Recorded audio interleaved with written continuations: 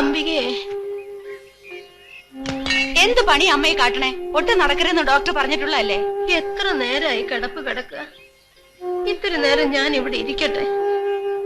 ഇങ്ങനെ എന്തിനാണ് ഈശ്വര എന്നെ ഇട്ടേക്കണത്? 2 അടി നടന്ന പിന്നെ ശ്വാസം കിട്ടില്ല. നീ പൊയ്ക്കോ, ഞാനിവിടെ ഇരുന്നോളാം.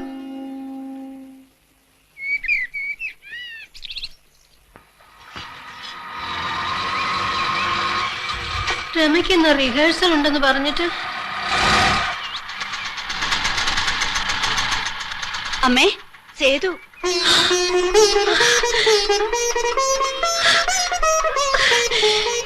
എന്റെ മോൻ. അമ്മേ, പതുക്കെ. എന്റെ മോനെ ഞാനൊന്ന് കാണണേ. വേണ്ട, ഇവിടെ നിന്നാ മതി. എന്റെ മോനെ സേതു.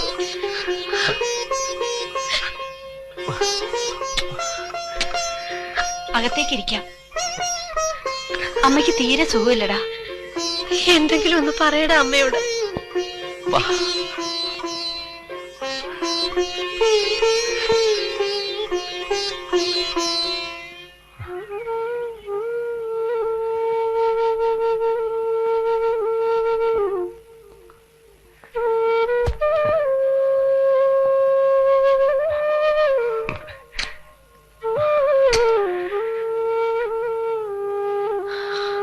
അച്ഛനെന്തേ അമ്മേ?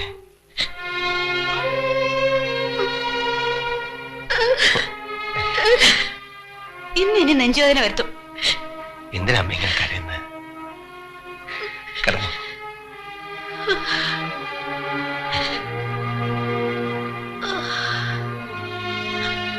ലത എന്ത് ഏട്ടത്തി? ലതയ്ക്കുന്ന റിഹേഴ്സലുണ്ട്.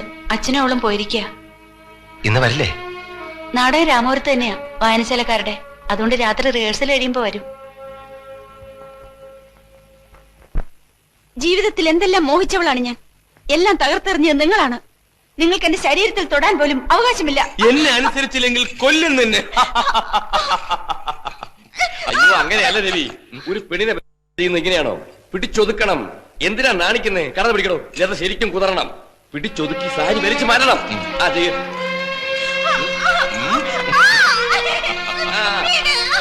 പോരാ.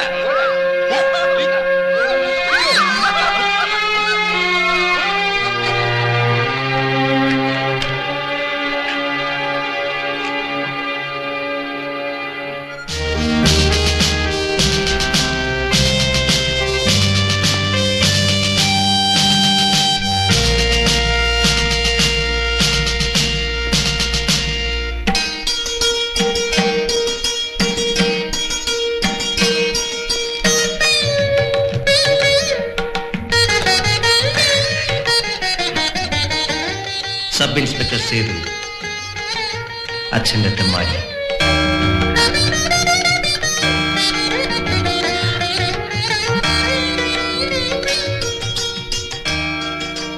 ഞാൻ ഉച്ചയ്ക്കെത്തി.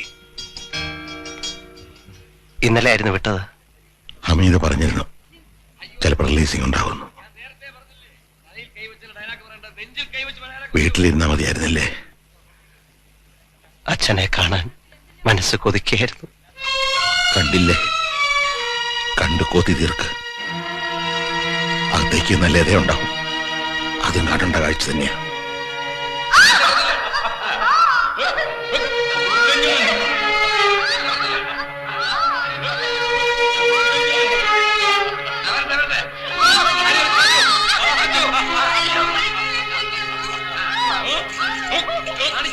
ലത,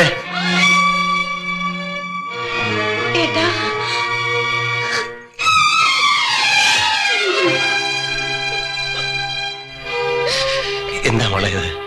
കരയല്ലേ? അച്ഛനെ കണ്ടോ? ഇവിടെ ഉണ്ടായിരുന്നു. കണ്ടു. അല്ലാതെ ഞാൻ എന്ത് ചെയ്യണം? കക്കാൻ പോണോ? ഒന്ന് എഴുന്നേറ്റ് നടക്കാൻ പോലും വയ്യാണ്ട് ഒരെണ്ണം അകത്ത് കിടക്കണുണ്ട്. കെട്ടിയവൻ ഉപേക്ഷിച്ച് വേറൊരെണ്ണം. ദേ 3-4 വയറ് കഴിയണം, ചികിത്സ, രമേശന്റെ പഠിപ്പ്. കാശ് എത്ര വേണമെന്ന് വിചാരിച്ചത്? എന്റെ പെൻഷൻ കൊണ്ട് എന്താവാനാ? അവളെ കൊണ്ടാവുന്ന അവള് ചെയ്യുന്നു. മാനാഭിമാനം നോക്കി അവിടെ ഇരിക്കുകയുള്ളൂ. ഇങ്ങനെയൊക്കെ ആയത് എന്റെ കുറ്റം കൊണ്ടല്ല. മതി പറഞ്ഞത്. നിന്നോട് പറഞ്ഞാ മനസ്സിലാവില്ലേ? 2 അടി നടന്നു എന്ന് വെച്ചാൽ എനിക്കൊരു കുഴപ്പവും. ഞാൻ എന്റെ മോന്റെ അടുത്തൊന്ന് നിക്കട്ടെ. അമ്മ കിടക്ക, ഞാൻ അമ്മയുടെ മുറി വന്നിരിക്കാം. വേണ്ട, ഇവിടെ ഇരുന്നാ മതി. ഇത്തിരി കാറ്റും വെളിച്ചം കൊള്ളട്ടെ. ഇങ്ങനെയൊക്കെ ആകുന്ന സ്വപ്നത്തിൽ പോലും കരുതിയതല്ല. ഇവിടെ കൊണ്ടെത്തിച്ച അവനവൻ തന്നെയാ. എന്നിട്ടിപ്പൊ മാനക്കേട്, നീ ഉണ്ടാക്കിയ മാനക്കേട് അത്രയും വലുതല്ല ഒന്നും. അവൻ അറിഞ്ഞോണ്ട് ഒരു തെറ്റും ചെയ്തിട്ടില്ലല്ലോ. അറിഞ്ഞോണ്ടാണെങ്കിലും അല്ലെങ്കിലും ഒന്നേ എനിക്ക് പറയാനുള്ളൂ. ഒരു കണക്കിന് ഈ കുടുംബം നീങ്ങുന്നുണ്ട്. ഇനി രമേശനാണ് ഒരാശ. അവനെ എങ്ങനെയെങ്കിലും ഒരു കരകയറ്റി എടുക്കണം. അതിനുവേണ്ടി മരിക്കാൻ വരെ ഞാൻ ഒരുക്കുക. അതിനിടെ ഇനി ഞങ്ങൾക്ക് ബുദ്ധിമുട്ടുണ്ടാക്കരുത്. ഞാൻ വന്നത് ഒരു ബുദ്ധിമുട്ടായ അച്ഛാ. ആവരുത് എന്നാ പറയണത്. ഒരു കുടുംബം തകർന്ന് തരിപ്പണമായതാ. അവിടുന്ന് വാരിക്കൊട്ടി കൊണ്ടുവരാ ഞാൻ. നീ ഇതും കൂടി തകർത്താ എല്ലാത്തിനും വല്ല വിഷവും വാങ്ങി കൊടുത്താൽ മതി. അച്ഛന്റെ അപേക്ഷ ആ ഗതി വരുത്തരുത്.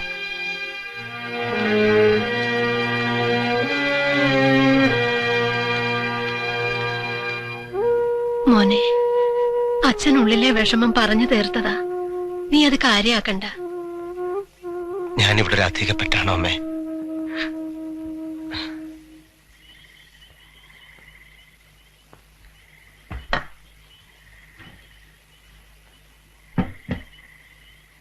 അമ്മേ, സേതു എന്തിയടി? ഇവിടെ ഉണ്ട്. അവന് വലിയ വിഷമായി. അച്ഛൻ പറയണത് കേട്ട് വിഷമിക്കാൻ നിന്നാ അതിനെ സമയം ഉണ്ടാവും.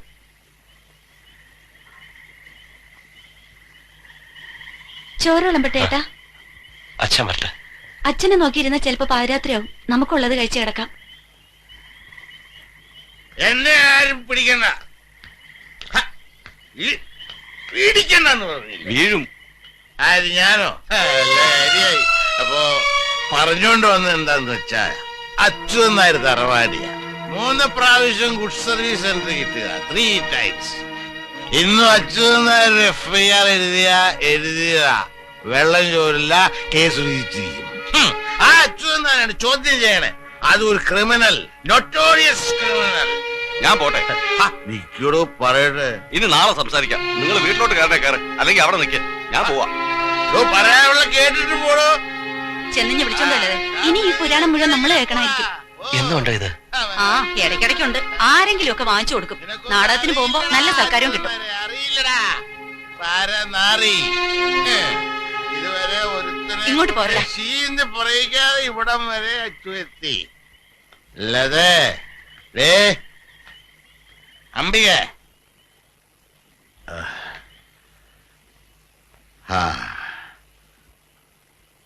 വേണ്ട, നീ സംസാരിക്കണ്ട. നീ വിശ്രമിക്കണം. മനസ്സ് വിഷമിപ്പിക്കരുതേ. എല്ലാവർക്കും വേണ്ടി ഞാൻ വിഷമിക്കുന്നുണ്ട്.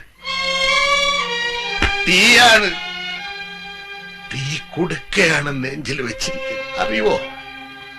അറിയില്ല. അതൊന്നും ആർക്കും അറിയില്ല. ആരറിയാൻ? നിനക്കറിയായിരിക്കും. പക്ഷേ എല്ലാരും അറിഞ്ഞു വരുമ്പോ ഞാൻ ഉണ്ടാവില്ല. സേതുമാധവൻ വന്നിട്ടുണ്ട് സാർ. വിളിക്കേ.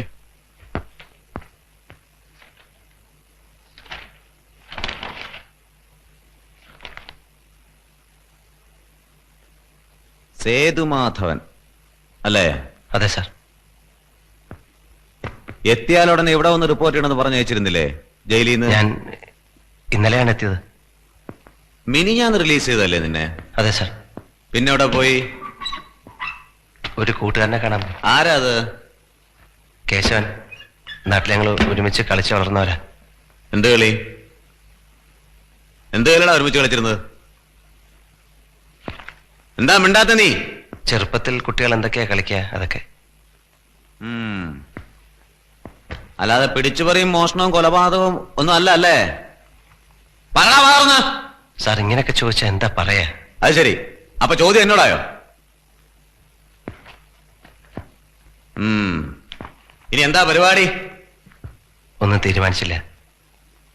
തീരുമാനം എന്നത്തേക്കാവും? സാർ പരിഹസിക്കരുത്. പരിഹസിച്ചാ നീ എന്ത് ചെയ്യും?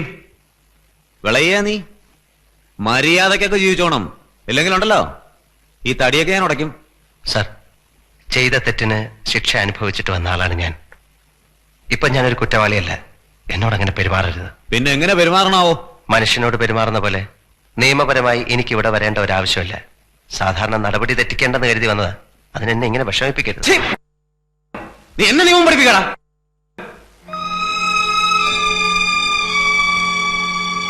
ഇടിച്ചതിന്റെ പതിര് കലക്കിയിട്ട് ഒരു കേസിന് രജിസ്റ്റർ വീണ്ടും നിന്നെ ഇരുമ്പടിക്കുള്ളിലാക്കാൻ എനിക്ക് കഴിയും. സാറിന് എന്തും ചെയ്യാൻ കഴിയും. അധികാരത്തിന്റെ കുപ്പായമുണ്ട്. എന്നെ പോലുള്ളവര് ജീവിക്കാനുള്ള ആഗ്രഹം പോലും ഇല്ലാണ്ടാ ജയിലിൽ നിന്ന് പുറത്തിറങ്ങുന്നത്. സഹായിച്ചില്ലെങ്കിലും ഉപദ്രവിക്കരുത്. എന്നെ പോകാൻ അനുവദിക്കണം സാർ. ഞാൻ വിളിച്ച ആ നിമിഷം അവിടെ ഉണ്ടായിരിക്കണം.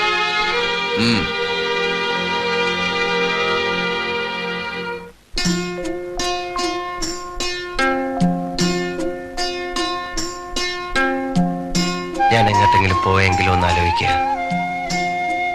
എങ്ങട്? ദൂരെ എവിടേക്കെങ്കിലും, ബോംബെയിലോ കൽക്കത്തയിലോ, അങ്ങനെ എങ്ങോട്ടെങ്കിലും. ഇവിടെ നിന്നാൽ ശരിയാവില്ല. അവിടെയൊക്കെ വെച്ചാ എന്ത് ജോലിയും ചെയ്യാം, കിട്ടാനും എളുപ്പമാണ്. ഇനി എന്റെ കാലം കഴിയാണ്ട് നിന്നെ ഞാൻ എങ്ങോട്ടും വിടില്ല. 5-8 കൊല്ലം ഈ അമ്മ കുടിച്ച കണ്ണീർ എത്രയാണെന്നറിയോ? നിന്നെ കണ്ടുകൊണ്ട് മരിക്കണം അമ്മയ്ക്ക്. അച്ഛനും തീരെ വയ്യ, പുറത്ത് കാണിക്കണില്ലെന്നേ ഉള്ളൂ. ഞങ്ങളുടെ കാലം കഴിഞ്ഞ നിന്റെ കൂടെ പിറന്നവർക്ക് പിന്നെ ആരാ ഒരു തുണ? രമേശൻ ഒരു നിലയ്ക്കായാ പിന്നെ അവനുണ്ടാവും. നിനക്കൊന്ന് ചെന്ന് കാണാറുന്നില്ലേ അവനെ? പോണം, കാണാൻ വലിയ ആശയുണ്ട്. വലിയ ചെക്കനായിട്ടുണ്ടാവും അല്ലേ? മാസത്തിൽ ഒരിക്കലെങ്കിലും വരാറുണ്ടവൻ. അതിനവൻ എവിടെയാ സമയം? പഠിക്കണ ഓരോ പുസ്തകങ്ങൾ കാണണം, ഭാഗവതത്തിന്റെ അത്രയുണ്ട്. വിഷുവിന് ഓണത്തിന് ഒരാഴ്ച വന്ന് നിൽക്കും. ഇവിടെ അവന്റെ പഠിപ്പിനൊക്കെ വല്ല സൗകര്യമുണ്ടോ? അവനെങ്കിലും നന്നായി വരട്ടെ. വക്കീലാവൂന്ന് പറയാറുള്ള ചെക്കൻ, വെളുത്ത കോട്ടും ടെലസ്കോപ്പും ഒക്കെ ഇട്ട്. അവനിത് 3-ാം വർഷമല്ലേ അമ്മേ? മാസാമാസം കാശ് എത്ര അവന് ചെലവെന്നറിയോ?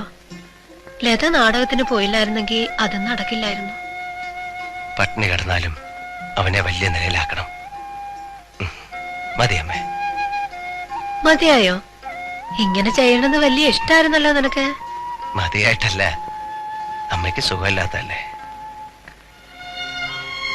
ജയിലിൽ കിടക്കുമ്പോഴും ഞാൻ ആലോചിക്കും, ഇപ്പൊ അമ്മ അടുത്തുണ്ടായിരുന്നെങ്കിൽ തലയൊക്കെ മസാജ് ചെയ്യിച്ച് കണ്ണടച്ച് ഇങ്ങനെ സുഖമായിട്ടിരിക്കായിരുന്നു.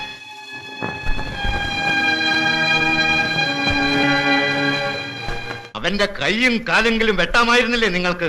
ഒരുത്തനെ കൊലയ്ക്ക് കൊടുത്തിട്ട് അപ്പന് മതിയായില്ലേ? ഇനി ഞങ്ങളും കൂടി ചാവണോ? ചാവാനല്ലടാ പറയണത്, കൊന്നിട്ട് വരാനാ. കൊന്നിട്ട് എങ്ങോട്ട് വരാൻ?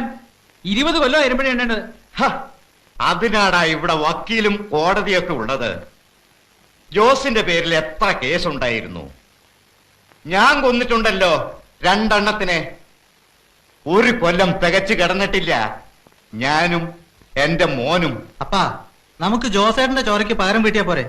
അതിന് വേറെ എത്ര വഴി കിടക്കണോ? പറഞ്ഞ് മനസ്സിലാക്ക്. എനിക്ക് പോയിട്ട് 100 കൂട്ടം കാര്യങ്ങളുള്ളതാ. ഒന്ന് എണീറ്റ് നിൽക്കാൻ പറ്റിയിരുന്നെങ്കിൽ ഒരുത്തന്റെ സഹായം എനിക്ക് വേണ്ട, ഞാൻ മതി. അപ്പാ, അവനെ നമ്മൾ തുണ്ടം തുണ്ടാക്കി നുറുക്കിയിരിക്കും. എടുത്തു ചാടിയ അപകട. നമ്മുടെ വലയെന്ന് അവൻ എങ്ങും പോവില്ലപ്പാ. അവൻ ചത്ത് കിടക്കണത് കാണണം എനിക്ക്. അപ്പന് കാണാം, ഞാൻ ചുമന്നോണ്ട് പോയി കാണിക്കും. സന്നിച്ചനാ പറയണ. അതുവരെ അപ്പൻ സമാധാനായിട്ട് കിടക്ക്. ആന്റണിയേട്ടൻ അത് പറഞ്ഞിരുന്നെങ്കിൽ ഞാൻ വിശ്വസിച്ചേനെ. ആന്റണിയേട്ടൻ ജയിലിലല്ലായിരുന്നുണ്ടല്ലോ, ഇപ്പൊ അവന്റെ ശവാടക്ക് നടന്നേനെ. ഒരു കാര്യം അപ്പനോട് ഞാൻ പറയാ, എന്റെ കയ്യിൽ ഒത്തു കിട്ടിയാലുണ്ടല്ലോ അവനെ ഞാൻ തീർക്കും, അത് ഉറപ്പാ.